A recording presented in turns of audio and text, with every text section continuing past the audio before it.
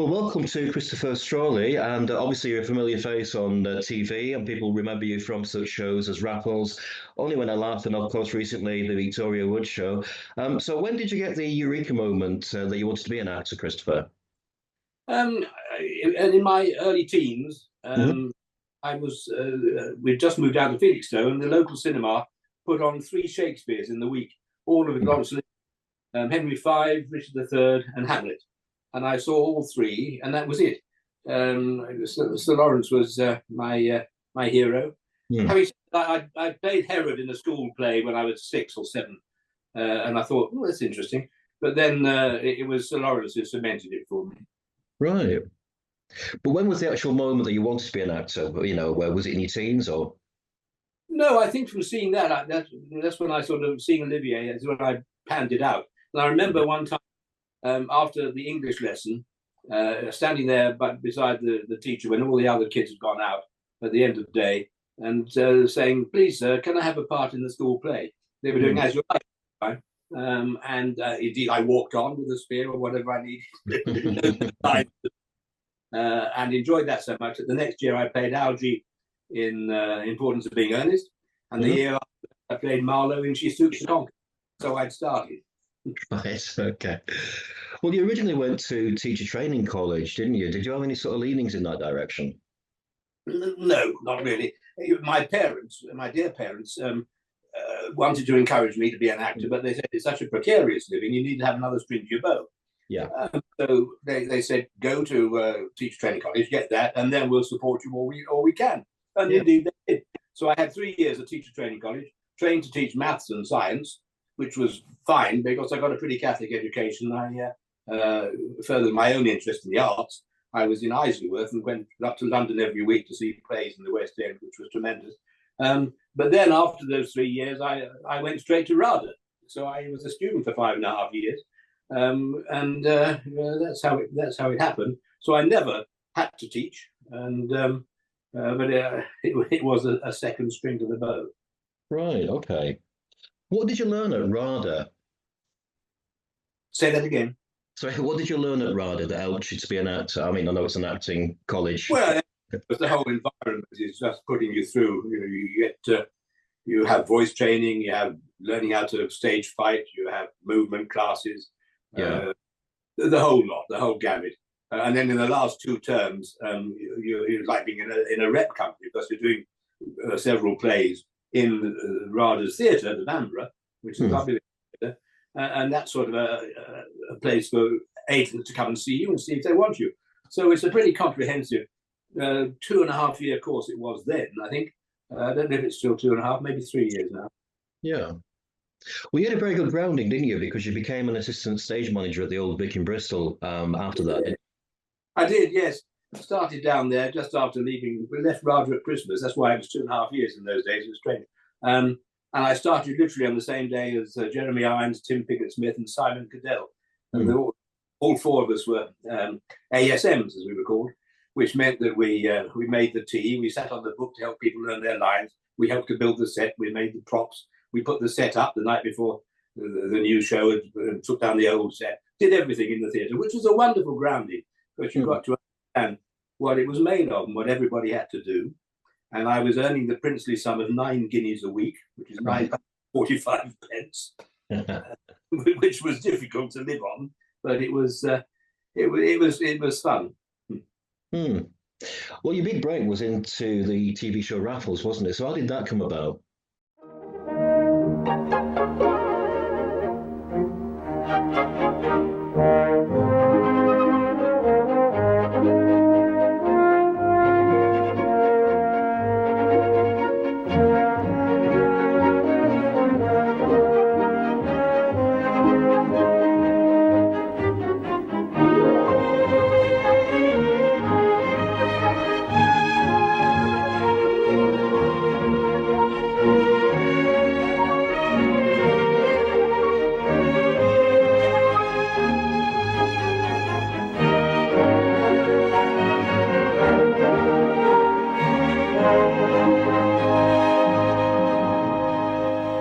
Came about through my agent, a dear man called Brian Drew, who knew of this and for several months had been talking about it. He seemed to get the lowdown on it and knew that I was right for money.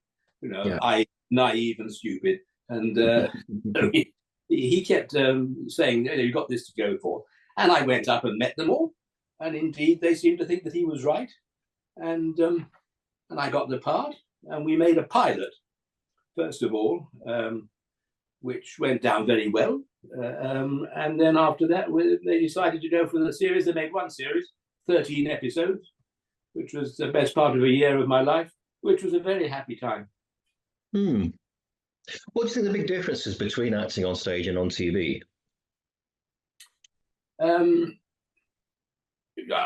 go back on, I'll come back to that. But what was wonderful, why we had the best television drama in the world, because all of us who started off in rep had the experience in rep, whereas where you do 8 shows a week and you got there doing it and you say, "Oh, that didn't work, did it? What can we do tomorrow night?" And, "Oh, no, that didn't work out. Then Thursday we'll do that." We found the way to make things work. Yeah. So that we got our chances on television. A lot of people at my sort of age, we knew what to do with the television. And the main difference with television is that you don't have a live audience, and if all goes wrong, you can say, let's start that bit again. You can't do in the theatre. Well, I have been known to do it, but it doesn't go down terribly well.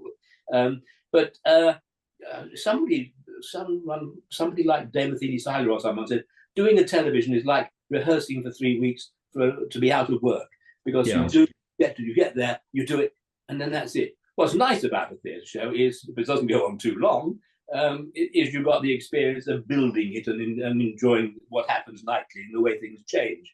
We hope to get it right the once. In those days, of course, we used to rehearse, which was lovely. We would have 2 or 3 weeks rehearsing at the Acton Hilton, is what we called it.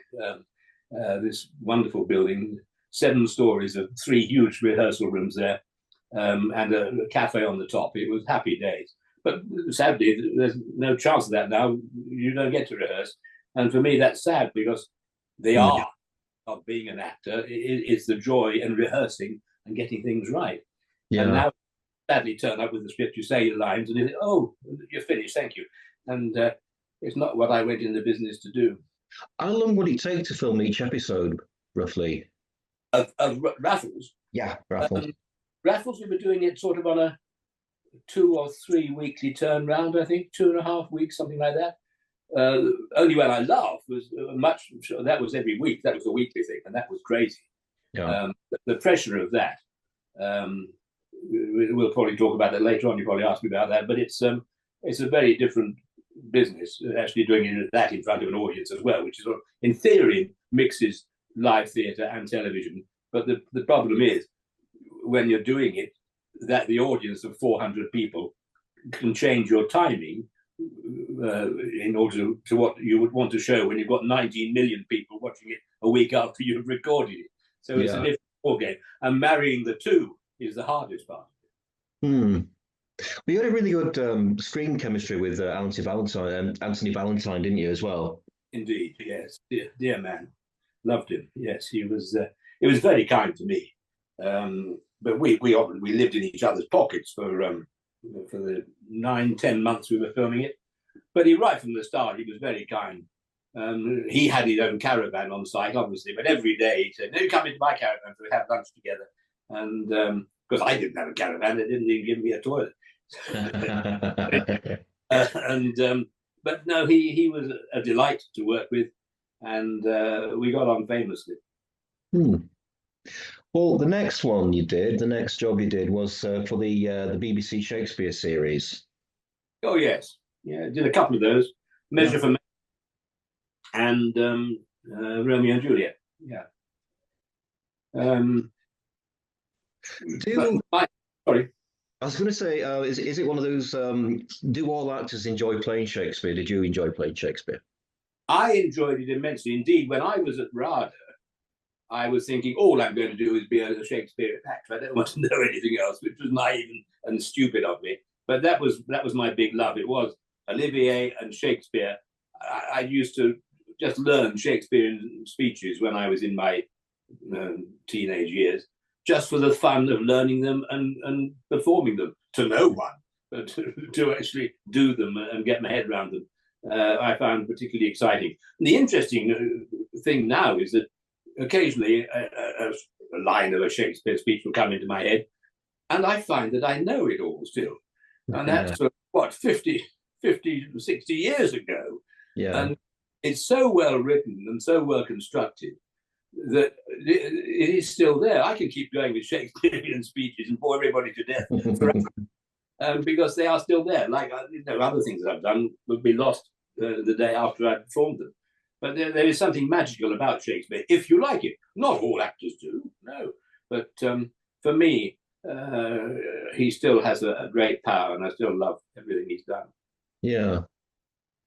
Obviously, Only When I Laugh was next. So that was a massive series, wasn't it? Like you said, it was it 19 million people watched that. 90, yeah, a third of the country.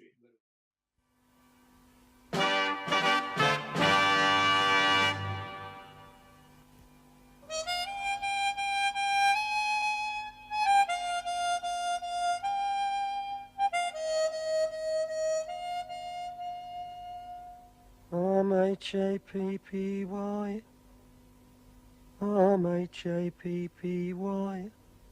I know I am, I'm sure I am, M-H-A-P-P-Y. I know I am, I'm sure I am, he's H-A-P-P-Y. Which was very strange. When you walk down the street the morning after, 1 in 3 people you met would have seen you the night before. And that had its disadvantages. I used to walk down the street looking at the street, because if I met people's eyes, they'd suddenly say, "Oh, I know you. Do you teach my daughter the guitar, or you that sort of thing would go on." And it got so silly that I thought, I don't want to see people, which was a shame. But it was very successful. We got, I think we got to #1 spot in all 4 series of it. We made 29 episodes, and it was great fun. It was lovely to get up in the morning, go to work, and get back into bed again for a start.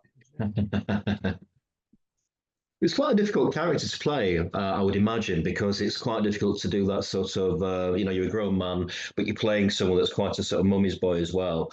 Was it an hard balance to do, to make it believable?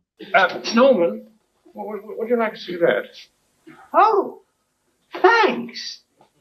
Now then, I want you to tell me something. I want you to be absolutely honest. How old am I? Why, can't you remember? I mean, how old do I look? Oh, I'm not very good at guessing ages, Archie. Oh, come on, have a go. I won't be offended. 48?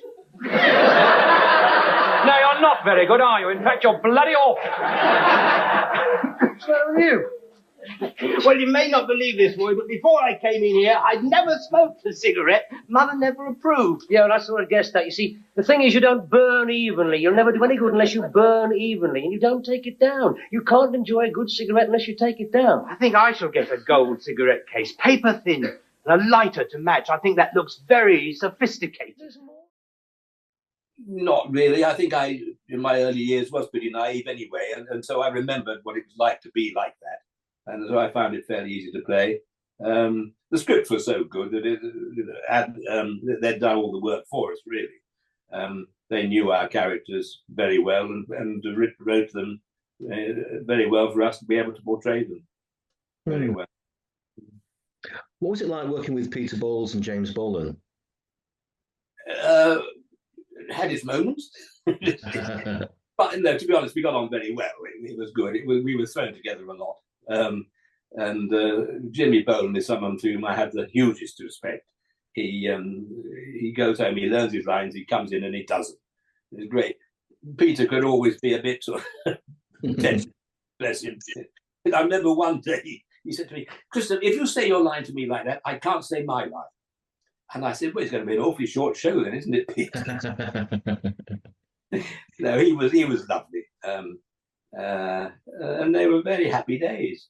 We did them, there were 7 each time, and it was, and I say, there was one, I think the 2nd or 3rd series, when I was actually in the West End, at the same time doing Season's Greetings and an Eightborn play, which ran for 6 months. So they had to release me. So that my understudy was on Friday nights, because on the Sunday we'd start rehearsing the next episode. And then we'd rehearse Monday, Tuesday, Wednesday, and had a run through on the Thursday. I'd do the show on Thursday night in the theatre, go up on overnight after that to Leeds, which is where we recorded at Yorkshire Television. Spent the whole day in the studio on Friday, getting it ready, having the audience come in, record it with the audience in a 2-hour slot on Friday evening. Then get on a sleeper train. Jimmy Burnham and I, he was doing something else too, chased down to London, did 2 shows on the Saturday, and then started the next episode on the Sunday. So that was quite a hard 7 weeks, I have to say. But the quick turnaround and learning the lines and getting them in, and then getting it all recorded in 2 hours, when sometimes you could get technical problems, you could get camera problems, you could get us forgetting our lines, you could get lots of different things, and sometimes quite close to the wire. Where did you rehearse? Was it actually on the sets, or was it somewhere else? No, we rehearsed in London at Salgrove Club, a boys' club in West London somewhere, near Chiswick. And then we chased up, and as I say, we had the whole day in the studio in Leeds, just on the day, on the Friday. The studio would have been used for something else, but they'd have built that set, our sets, on Friday, and that was the whole day there. And then they'd taken it down, and Saturday they'd been doing other things, and indeed we were doing other things too. Right, okay. Tell us about the teddy bear, because didn't that change every series? The what, sorry? The teddy bear that you had. Oh, the teddy bear. Yes, yes. We kept recasting. Every time we went back, we had a cage there with all our props in, like my dressing gown and my pajamas and things, and my slippers and the things that we'd used before. And every time the teddy was missing, so I had to go and buy a new teddy bear. And on the fourth episode, we had a very nice teddy bear, and I nicked him. I said, "I'm having him," and I raffled him on the radio, a local radio down at County Sound. I went on there live, and we raffled him, and got 3 figures for him, so it was worth nicking for charity. Do you have any favourite episodes? I always like Dear Diary, the one when I was imagining things. I think it's probably series 3. There are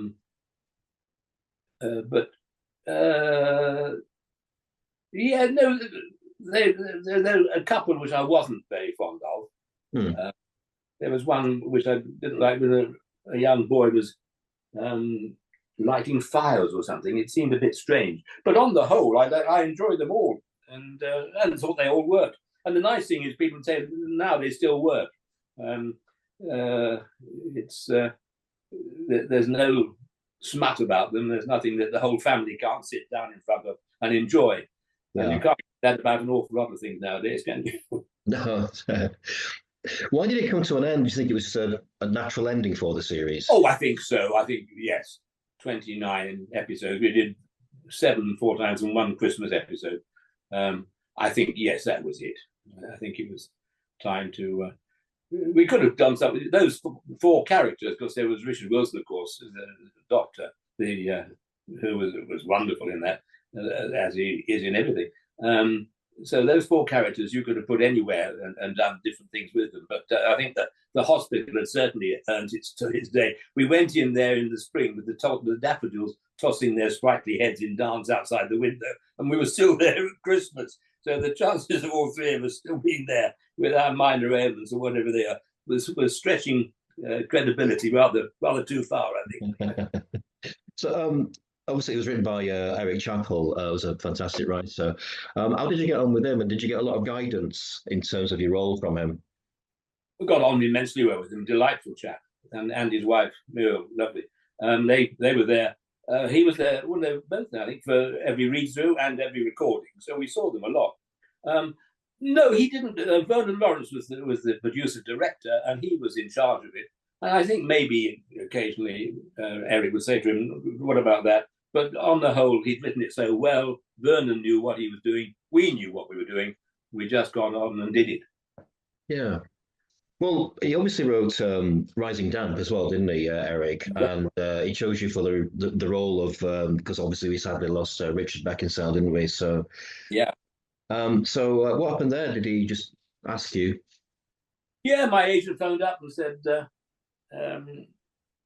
yeah, they need to replace Richard, who I knew well. We were at RADA together. He was a couple of terms above me, but we'd worked together and we were friends. And I knew him pretty well and liked him immensely. And that was compounded when they asked me to do it. I thought, oh, dear God. I said, well, somebody's got to do it, so I suppose it might as well be me. But I didn't say, whoopee, whoopee. I thought, no, somebody's got to do it. Okay. And the sad truth is, as I've said many a time, it wasn't a happy experience. We had a party the night before we started filming at Elstree Studios. And I got there and came into the room, and Leonard Rossiter said, hello, it's you. Well, we know it works so far, so if it goes wrong now, it's your fault. Right. That was his greeting.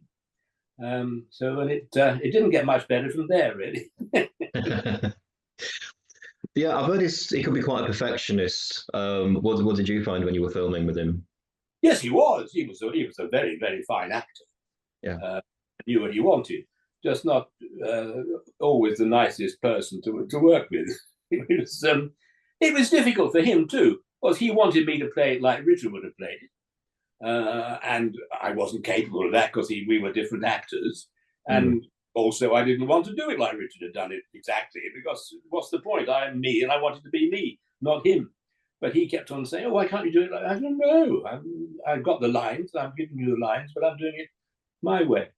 And he'd say to the lovely director, you're going to let him do it like that? He'd say, yes, I am. So that was going on. So it was the most miserable 4 or 5 weeks of my theatrical experience, really. And it was a bad time in our lives because we just had our second daughter and my wife was having the middies. And I went home to her, not being too good. And I was, to my shame, not a very supportive husband. And I said, oh, God, I've got bloody problems. I'm working with Leonard Rossiter. You think you, which was very unkind of me. So, no, it's... I'm surprised that I've seen the film a few times, and it works quite well. I don't think I ruined it. That's how nice, but it ain't a happy memory. Oh, okay. Well, it must be hard just being dropped into like an established cast as a new actor. How did you get the comic timing right? Because obviously your scenes with particularly Francis de la Tour and Don Washington were absolutely brilliant, weren't they? Was it difficult to get into their rhythm? Not really. I think once you've done sitcom and once you've done Eric and once you knew the way he worked, it was easy to get that right. I mean, I've been acting for quite a few years by then, so by and large, I knew what to do, and hopefully got most of it right. I know you students. One of your lot made the hole. The hole? Yes, in the floor. Miss Jones removing her clothes one night, covered all over in plaster. Who's Miss Jones? Got the room below. Close personal friend of mine. But I'm not rushing it. All right with you? Yes. Right, all right. Well, that'll be £6 a week. Payable in advance. Yeah, well, That means now. that sounds very reasonable. I think it is. It's just one thing. Yeah. Do you think you could get rid of that for me? Rid of what? Seriously? The skeleton. Oh, his nibs. No, I can't do that. That belongs to your roommate. So. Roommate? Hey, just a minute. I didn't know I was expected to share. Oh, yes. I don't think I like that at all. Look, don't be sick. You don't look. No, this is the what's your name? John. John, yes, it's the first time you've been away from home, isn't it? Yes, I thought so. But look, I mean, you want to take this opportunity of mixing with people from other walks of life, don't you? Various backgrounds, people who are different. Yeah, well, I suppose Well, you've fallen on your feet here. Very aristocratic, this land. Blue blood in his veins. Royalty. Oh, well, he sounds different. Oh, yes. Very different. Oh, hello, Phil. Rigsby. Yes, sir. What's he doing here? This is John. John, this is Phil. He's just moving in. He says he'll make a lovely studio. Right? Rigsby, I have told you I am not sharing this room anymore, so stop smuggling people in every time I go out. I didn't want to share either. I've just told him. There won't be enough room. Of course there won't. Looks like, who do you think you are? The Vestal Virgins? My God, when I was in the army, we were 16 to a hut. We never complained. But this is different. Oh, yes, I suppose it is. Oh, yes, yeah. I suppose tensions are bound to arise under the circumstances. What circumstances? Yes, nerves are bound to get taut. Different ethnic groups, alien cultures. Well, that's got nothing to do with it. I mean, it doesn't worry me. Good, because if there's any trouble, you'll be the one to go. He's fireproof. What do you mean? He's a victimised minority. He's got rights. What about my rights? You haven't got any. Rigsby. What? I know how we can solve this problem. Let me have the room downstairs and let him have this one. No, I can't do that. I've got Miss Jones to consider. You get yourself unpacked, you'll be all right.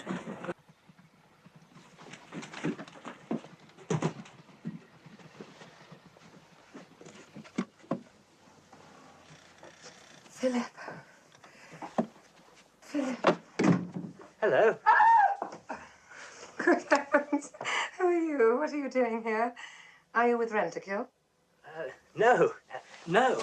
I've just moved in. I'm sharing with Philip. Oh, I see. Well, I don't blame you for checking the floor. It'll hardly bear the two of you. I'm Ruth. Ruth Jones. John Harris. Hello, John. I just popped in to see if Philip wanted anything. Oh, he'll be back in a moment. Oh, good. Well, it's going to be very crowded in here. It's typical of Rigsby to squeeze in another unsuspecting soul. Oh, I'm not an unsuspecting soul. I'm an artist. An artist? Oh, how romantic. Do you know, I was painted by an artist once. He put, both eyes on the same side of my head. You don't do that sort of thing, do you? Oh, no.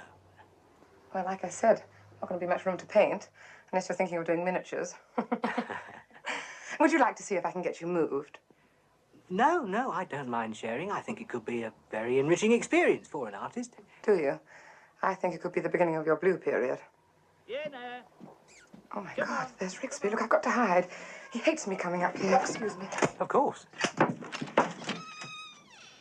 Everything all right? Oh, yes, thanks. Settling in. Is he being friendly, is he? Oh, yeah. You wearing scent? No.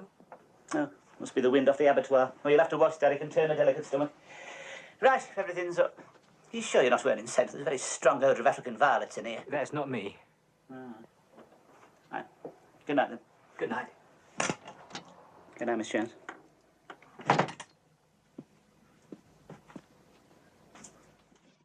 Yeah. So, did you run through it every day? Did you rehearse it before you started filming, or did you just get put onto the set? Rehearsal is what we called it in those days. You'd get there, you'd walk through it roughly. What do we want to do? Want to do that? You do it there. You get there, and then you stand there and you go like that. That'd be fine. Yes, okay.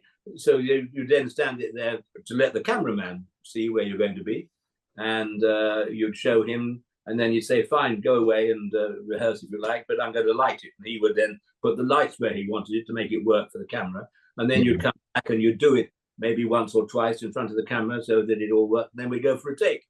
Right. If you studio, it'd be red light and bell, and you know, otherwise it'd be quiet everyone going for a take, and you record it, and then the first thing they do is check for hair in the gate, because in those days, times you've heard of that, you'd have a problem. Oh, we've got to go again because there's hair in the gate. Some of the celluloid had come off and messed up the. Oh no! But the gate is clean, and the director is happy. Jolly good. On to the next scene. Whereabouts was it filmed on location? In West London, just round the corner from Notting Hill. Oh, yeah. I know what you mean. Okay.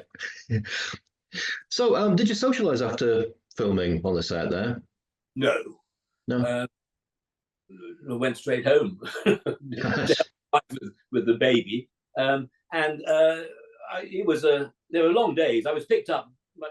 A car would come for me about 4:30 in the morning. So it was a long day, and I was glad to get home. And socialising with Leonard was not something I'd want to do. I'm not sure that the others did anyway. They knew each other pretty well. They'd been doing the series for 4 years. So no socialising was out. Just going home to help the missus. Right, okay. Was Leonard, I don't want to keep dwelling on Leonard, but was he difficult with the other actors as well? I didn't discuss it with them at all. I get the feeling that Francis and he didn't get on terribly well. I don't know that that's true, but we did a program 3 or 4 years ago called Rising Damp Forever, which discussed a whole lot, but they also discussed the film. Yeah. And I was in it, and Don was in it, but Frances wasn't. And I thought, oh, well, I wonder why she isn't in it. Make up your own mind. I'm not saying anything, but he was tetchy with everybody, particularly so with me. But no, difficult question, difficult answer, really. But as I say, I've blocked a lot of it out because it wasn't a happy time. Okay. Well, again, you had great chemistry with Frances, you know, in those where she was sort of coming on to you in the film. That was quite funny, wasn't it? Did you get on with her? It is a delight. What a lovely lady, lovely actress. Yeah. Yeah. Right. So you've been on TV many times, obviously, since then. So what was your favourite role after the film? It's been years, I know, but I suppose my favourite thing on television was a show we did about that time of Raffles, which was Eustace and Hilda, which was a trilogy of books by L.P. Hartley, which we filmed largely up where he lived, and it was set in Hunstanton or Hunston, I think then the locals call it, up on the West Norfolk coast. And I'm particularly proud of that. It was nice. Sadly, the BBC seemed to have lost it. I've got bits and pieces of it, and there are some bits.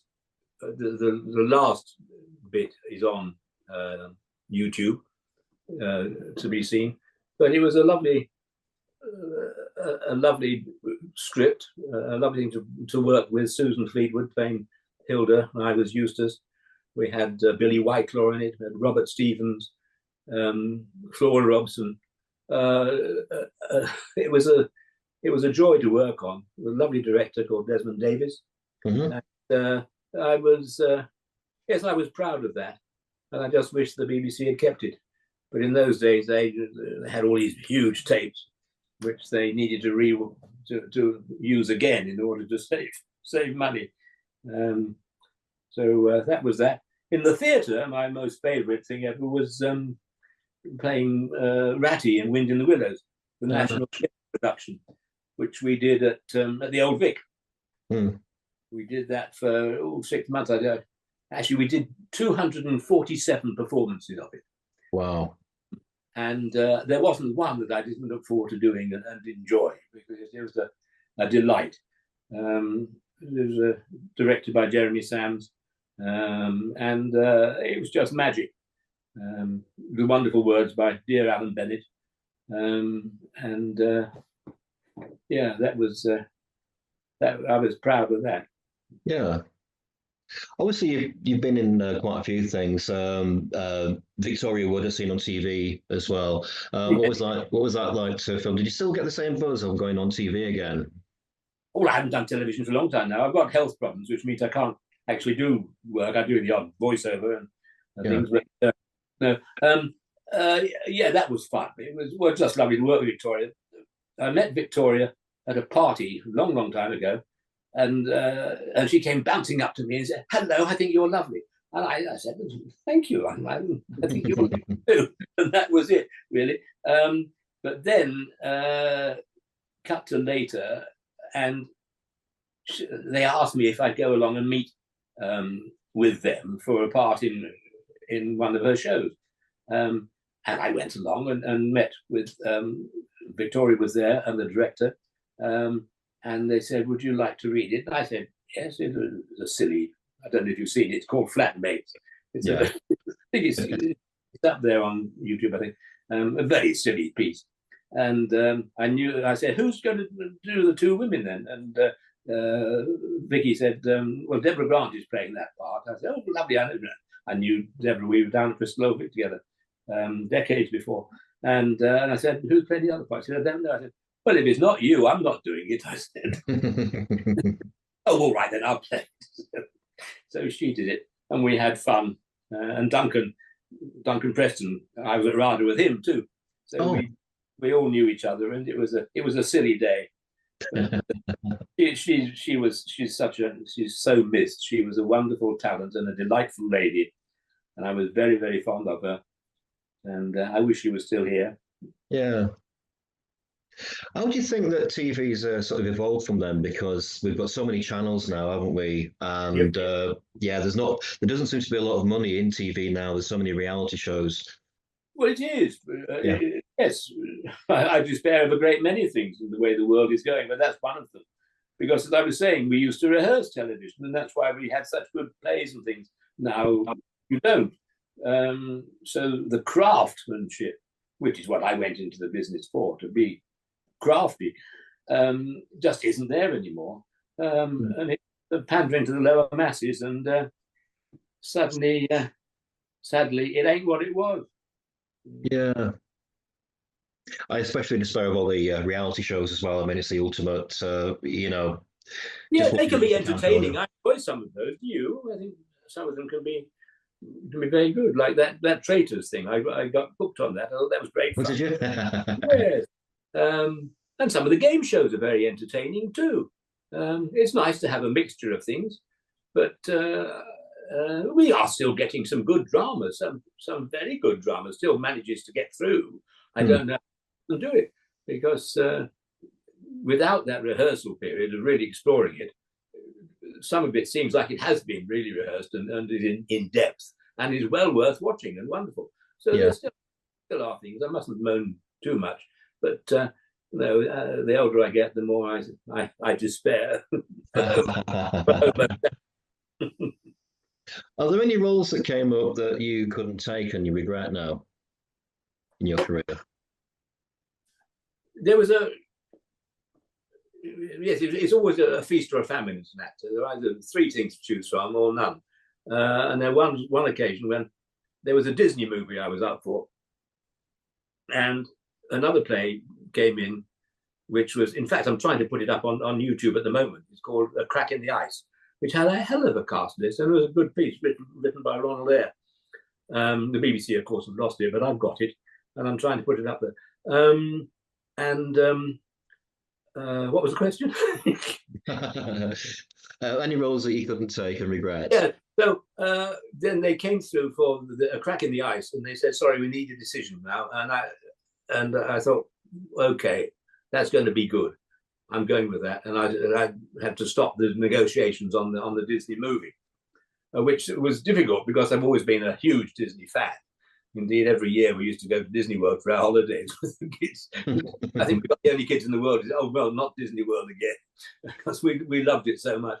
And I took the play, and it worked well, but it wasn't the success I had hoped it might be.